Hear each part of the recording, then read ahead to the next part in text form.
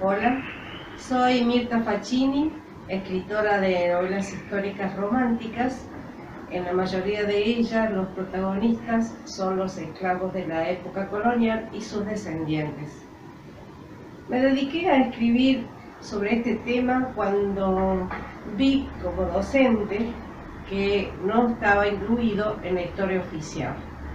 Entonces mi investigación me llevó a conocerlos y a ver que todavía hay muchos descendientes. Cada una de mis novelas trata un aspecto de la esclavitud. Les voy a leer el prólogo del Espíritu Oculto, en donde sintetizo la acción de los esclavos de la época colonial en las guerras de independencia y civiles del país. Esta novela intenta poner en valor el tema de la trata de esclavos en nuestro país, la forma en que fueron arrancados de su África natal y sus sufrimientos en una nación que siempre se declaró abierta y no racista, pero basta una palabra para poner en dudas esa afirmación: negro, término despectivo heredado de la colonia. Otra forma de reafirmar este racismo fue el tratamiento histórico de la población de origen africano y de sus descendientes, la negación o desvalorización de su presencia desde el siglo XVI hasta el XIX, el papel que ocuparon en la sociedad, la explotación oculta, la generación de riqueza para sus amos, la valerosa actuación de los soldados de ébano en las guerras de la independencia y civiles de nuestro país, logrando desvanecer, silenciar, transparentar esta etnia de nuestra historia oficial. Es cierto que los negros no tuvieron lugar en las páginas de la historia de un país que se pretende blanco y de ascendencia europea. Sin embargo, sus cuerpos fragmentados y su sangre abonaron el terreno para la independencia de quienes después lo negaron. La difusión del ideario de Mayo llevó a que todos los que habían sido considerados súbditos de segunda, meros individuos o ganado, adhirieran con la esperanza de que se fundara un nuevo mundo de libertad, igualdad y fraternidad. Así es como se suman a la revolución los gauchos, los negros y los aborígenes. Los hombres oscuros, incorporados a las tropas revolucionarias, tuvieron también un destino sombrío en la discriminación y en el olvido. Aunque lejos de ser un grupo minoritario dentro de las fuerzas beligerantes, constituyeron por momentos la cuarta parte del total del ejército, destacándose por su osada y valiente actuación. Pocos historiadores registraron la heroicidad de estos hombres olvidados y rescataron los nombres de los escasos soldados que pudieron acceder a rangos militares de importancia, como los coroneles Lorenzo Barcala, Domingo Sosa y José María Morales. En Buenos Aires hubo al menos 11 afroargentinos con el grado de coronel o teniente coronel, aunque se les negó el más elevado grado de general a causa de la pauta del racismo de la época. El cruce de los Andes fue también un capítulo invalorable de la participación de este colectivo en la historia argentina. El escritor Jorge Luis Borges reconoció el mérito a los afrodescendientes. Los negros de las guerras de la independencia eran mucho mejores soldados que los blancos, escribió. Pero esa misma pauta de racismo que negaba su humanidad, sus aportes y sus dones, no pudo lograr discriminar su vida diaria, donde soportaron estoicamente las adversidades y disfrutaron, danzaron, trabajaron y amaron como todos los hombres. Eso también lo destaco, que a pesar de haber sido traídos, obligados, desde el siglo XVI hasta el siglo XIX, más de 20 millones de esclavos hacia América, de los cuales 2 millones ingresaron al Río de la Plata. Ellos trabajaron obligados, fueron maltratados, discriminados, tratados como objetos, bienes de intercambio, y sin embargo quisieron adaptarse a este nuevo mundo, ser parte de él, y aunque sufrieron, vivieron amores, disfrutaron cuando pudieron bailar, cuando pudieron expresarse, porque eran personas. Y por eso yo creo que esta historia en forma de novela llega mucho a la gente, y por eso los incluyo como protagonistas. Los soldados de la época de las guerras civiles y de independencia de nuestro país fueron muy valientes y murieron miles, es cierto, también en la guerra contra el Paraguay, pero quedaron vivos. Hubo una gran descendencia posterior. En la actualidad, en un censo realizado hace unos años en la Universidad de La Plata, se dio que entre Buenos Aires y Santa Fe hay 2 millones de afrodescendientes que saben que son descendientes de estos esclavizados traídos en esas épocas.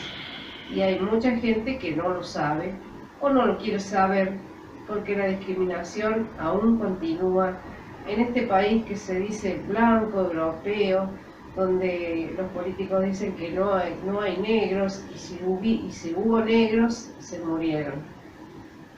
La cantidad creo que es mayor, porque en Córdoba, por ejemplo, en el cual hubo una gran diferencia de castas, porque vinieron españoles con sus familias y no quisieron mezclarse con los negros en esa época. Yo lo destaco en esta novela Susurros Negros, aunque algunos pudieron luego liberarse, ser liberados, no querían que se unieran. Sin embargo, cuando se declaró la libertad de vientre, cuando se acabó la esclavitud, ellos trataron de integrarse uniéndose a blancos y se fueron mezclando. Entonces podemos ver en Córdoba un morocho de cabello enrulado, de nariz ancha, de labio grueso, que camina por la calle, y seguramente es afrodescendiente y no lo sabe. Ellos trabajaron para hacer la fortuna de sus amos. Las grandes obras que se realizaron, los jesuitas construyeron con la mano de obra de estos esclavos. Los jesuitas fueron los que trajeron la mayor cantidad de esclavos a esta tierra. Ellos trabajaron en todas las obras que se hicieron, todo el material, por ejemplo, las tejas musleras, las rejas, tienen esos dibujos que son de la etnia bantú. Tenemos un legado no solamente en la construcción, en el aporte de su trabajo manual, en el comercio que realizaban vendiendo en la calle, los vendedores ambulantes. Tenemos el aporte de 500 vocablos de la etnia bantú en nuestro idioma, la música con el candombe, el tango, la derivación del tango, la milonga, las comidas, por ejemplo, las empanadas dulces, el dulce de leche, las fachuras que incorporaron a su alimentación y que nosotros lo tenemos como un hábito común, son herencia de esta tercera raíz que tenemos en nuestro país, que es la afro. Porque se dice que nosotros descendemos de los que vinieron de los barcos. También están los pueblos originarios, pero en los barcos de la trata vinieron esclavizados, obligados, arrancados de sus lugares natales, los esclavos, atados, encadenados, ensollados de madera, en estos barcos de la trata que se les llamaron barcos tumbeiros, porque la mayoría de ellos morían por la mala alimentación, por el viaje o porque directamente se tiraban al mar cuando los sacaban a tomar sol a cubierta para no ser esclavizados. Imagínense a alguien que es arrancado de su familia, se le quita el nombre, se le quita la cultura, se los obligó a hablar en español. Cuando llegaron a estas tierras eran bautizados y se les colocaba un solo nombre. Y luego a ese nombre, cuando le pertenecía a una familia, le agregaban, por ejemplo, María de la familia Gómez. Ese nombre, María, le quedó para siempre y olvidaron sus nombres originarios. Muchos de ellos, al hablar con los descendientes, me dicen que quisieran saber de qué lugar vinieron, quisieran saber algo más de sus antecedentes, porque se olvidaron, las generaciones fueron obligadas a olvidar, no los dejaban bailar, no los dejaban expresarse en sus idiomas natales, es decir, fue una etnia obligada y maltratada. Esta etnia que nos dejó un gran aporte no fue reconocida en la historia oficial. Es más, los políticos decidieron realizar un blanqueamiento de la raza y por eso promovieron las grandes inmigraciones para este blanqueamiento, que también nos perjudicó porque fue el momento en que ya no había venta de esclavos luego de la Constitución de 1853. Nos perjudicó porque ellos trabajaban en todas las tareas manuales y trajeron especialistas europeos que venían de la industrialización y bueno, se quedaron sin su trabajo. Fueron las mujeres las que hicieron el mayor aporte económico, lavando, trabajando para casas de familia. Estas mujeres que durante la época colonial también descubrió un tema que no fue reconocido, que fueron las amas de leche. La mujer blanca no daba el pecho a sus hijos, no tenía costumbre. En Europa tenían sus amas blancas, pobres, pero acá quisieron que fueran las aborígenes. Las aborígenes no se adaptaron, aparte tuvieron la protección de la iglesia y no fueron obligadas. En cambio, los esclavos no eran considerados personas, eran cosas según el Código Negro de 1400, entonces sí las obligaron a dar leche a los niñitos y muchas veces tuvieron que dejar de dar de mamar a sus propios hijos o se los quitaban para que tuvieran la leche solamente para el amito. Salvaron a miles de niños blanquitos a los que le inculcaron ideas de libertad, les dieron su alimento y le dieron también amor. Y canciones como el arrorró, que es propio de ellas, porque decían sílabas que no podían pronunciar, decían aromí mi niño, y quedó arrorró, que todavía cantamos. Yo creo que con mis novelas intento rendir un homenaje a esa tercera raíz afro y que también sean reconocidas en la historia, que se incluya en las escuelas para estudiar, que existan más libros. No hay libros de textos referidos al tema, por eso es que yo trato de que sean conocidos en las escuelas y muchas escuelas los trabajan para que esta tercera raíz olvidada, en la cual no existen ni siquiera estatuas, pero que solamente hay una sola estatua aquí en una plazoleta de Buenos Aires, no existe un reconocimiento oficial, sea por lo menos reconocida como su existencia y su valor y el aporte en estas tierras. Hola, soy Gaby Poblete, de Córdoba, de Jesús María, de la Perla del Camino Real del Norte, y soy afrodescendiente.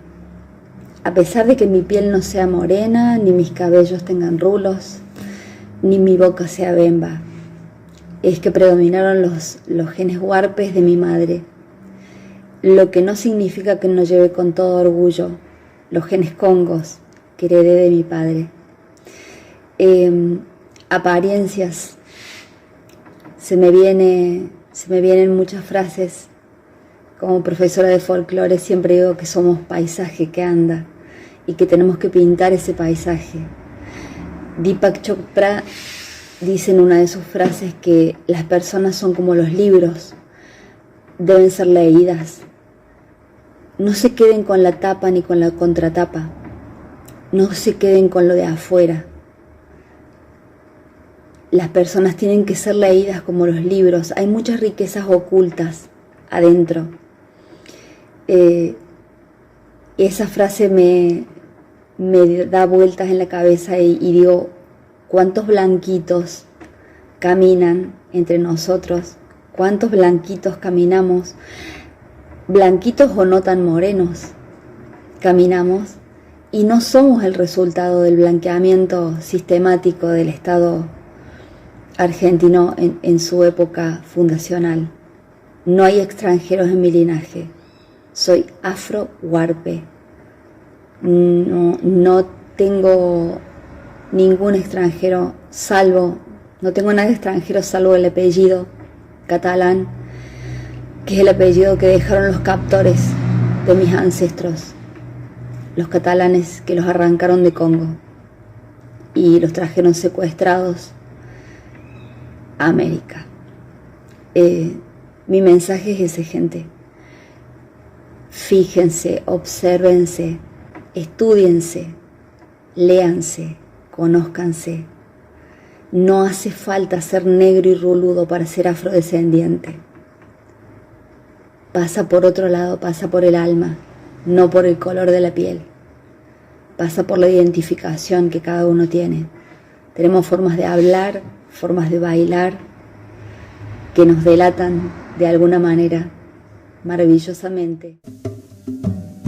Soy Gabriela Caballero, soy afro-guaraní y pertenezco a las 17 familias que tenemos en custodia las imágenes del Santo Rey Baltasar aquí en la ciudad de Corrientes, en el barrio Cambá, Cambá, hombre negro, Cuá, cueva, en guaraní. Y hace 27 años que nuestra familia viene visibilizando el festejo y rescatando esa raíz afrodescendiente que tiene este barrio. En particular, en los inicios de Corrientes, este lugar era considerado el suburbio, el extramuro de la ciudad, y aquí se ubicaron en su gran mayoría, en las costas y en las riberas del Paraná, las familias negras que tenían consigo estas imágenes y estas reliquias que son hoy. Estas familias primigeniamente estaban en las cuevas que fueron hechas naturalmente por el río Paraná y luego fueron asentándose en los diferentes lotes en lo que se fue conformando el barrio. Hoy está muy presente y muy visible el festejo de San Baltasar y se rescató con la ayuda y la visión en ese momento de don Fortunato Rofé y Tony Cortés, junto a mi padre Osvaldo Caballero. Se rescataron los toques de tambores y la danza de candombe que se hace en honor a San Baltasar. Los 4, 5 y 6 de enero, el barrio Cambacuá se viste de colores rojos y amarillos. Los frentes de las casas se adornan para armar altares y por allí pasan saludando los tambores, tanto sea por el barrio, también por la costanera General San Martín. Todos concluimos juntos en el altar común que se arma en el Parque Cambacuá, en donde están todas las imágenes de los Santos Reyes Magos muy antiguas. Estoy muy contenta y muy agradecida de participar en esta Feria del Libro, justamente por invitación de nuestra querida amiga Mirta Facchini, que también ella, a partir de sus novelas y de sus escritos, relata esta historia invisible que ha sufrido la comunidad afrodescendiente.